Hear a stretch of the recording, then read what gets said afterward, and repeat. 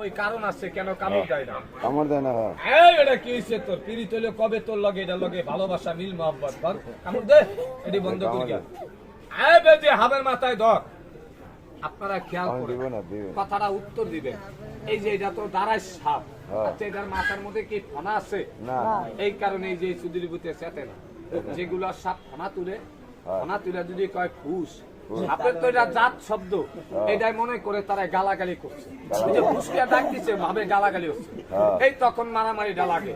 আমি ফনা লাড়া লগে দেখানো, আবার দেখতে দেখতে আনন্দ চড়ে ডাইরেক্ট মাইরা দেয়তে কই না, একটু দূরের থেকে দেখাবো। এই যে একটা সাপ, এটার দাম আছে 400-500 টাকা। এই বেজি একবার ধরতে পারলে 4-5টিও দাম থাকতো না। হ্যাঁ, আমি ওই যে ওইটার দিকে দেখছি। বেজি মার গেলায় বেজি উঠতে 1 নাম্বার বেজির শব্দ। আপনার একটু দাগের দিকে আউগান, ফাঁকা রাখেন না, ফাঁকা রাখলে সাপে দৌড় দিব।